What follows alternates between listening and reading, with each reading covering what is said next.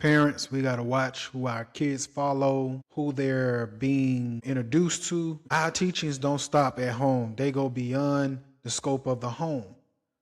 And what we're going to review is someone that called CPS on a Turning Point USA club. And I think that though she may have some points, but if she's going to make this stance based upon what Turning Point is, then you also have to have a stance on everything else that's in our schools, in our public forums, that leads our children to ill-advised doctrination. I'm going to go off script here and say congratulations, Dr. Newsom. And in the announcement of your position, it was said, we hope you will be more inclusive. I agree. I would like the anti-racism statement returned. In December of 2025, Turning Point USA hosted an event marketed to high school students with food and beverages advertised as an incentive for attendance. While community building opportunities for students are important, this event raises serious concerns related to student safety, parental rights, and governance oversight. Event materials indicated that adults, including parents and legal guardians, were not permitted to attend, and that supervision would be provided by unnamed volunteers. Excluding parents and guardians from a student-focused event creates a lack of transparency and undermines established best practices for youth safety. School-affiliated or school-adjacent activities should adhere to clear supervision standards, background check requirements, and defined accountability structures. I am also concerned about a potential conflict of interest involving Board of Education members serving as guest speakers at this event. Board members are entrusted with fiduciary and ethical responsibilities, and participation in events targeting students, particularly when parental access is restricted, warrants careful review to ensure compliance with district policies, ethics guidelines, and public trust obligations. Students are widely recognized as vulnerable population. They are in critical developmental stages and especially susceptible to influence. For this reason, safeguarding measures, parental involvement, and transparency are essential. All Board of Education members in this room are mandated reporters under state law, as I am. Based on the circumstances surrounding this event, a report was made to Child Protective Services. All of this was provided along with— Thank you for your comments. And there you have it. So I'm going to say it like this. You can't have it both ways. Granted, she brought up she brought up a lot of things that are true in its nature, right? But at the same time, if you're going to feel that way, if you're going to bring that up, let's talk about these schools allowing boys to participate in young girls' sports, right?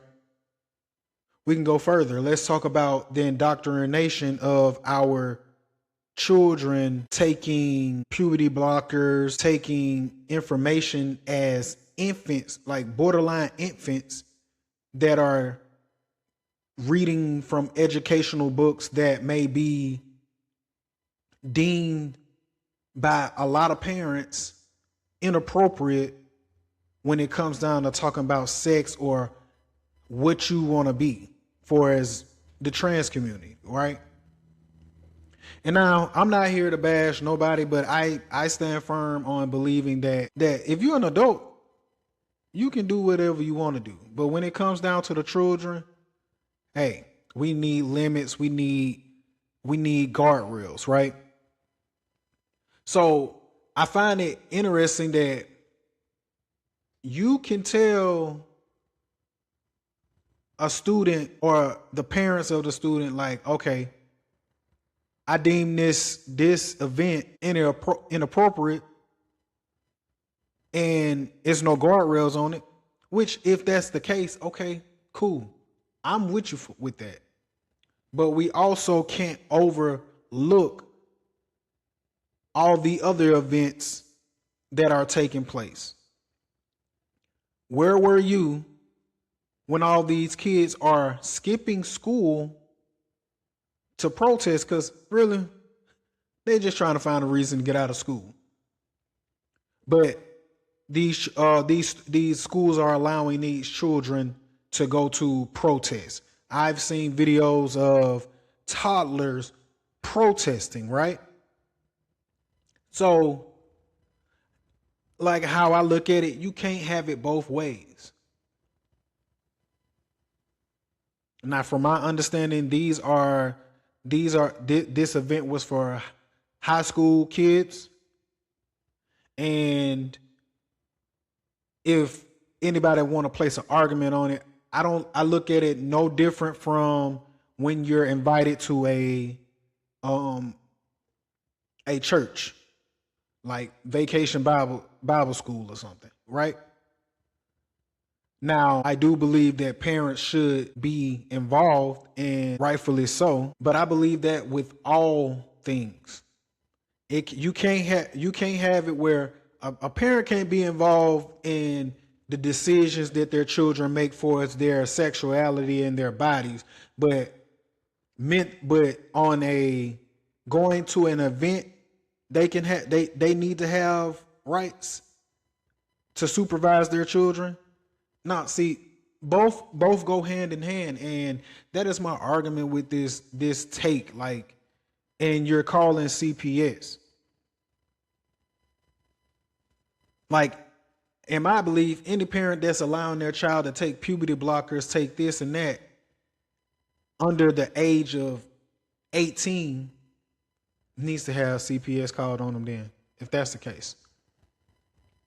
These schools that are trying to indoctrinate our children need to have CPS called on them, right?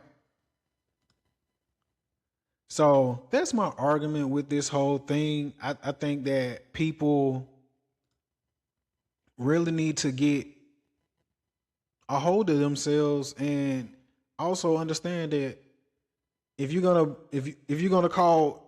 hold one side accountable, we gotta hold everybody feet to the fire. Can't just be one unit, one group.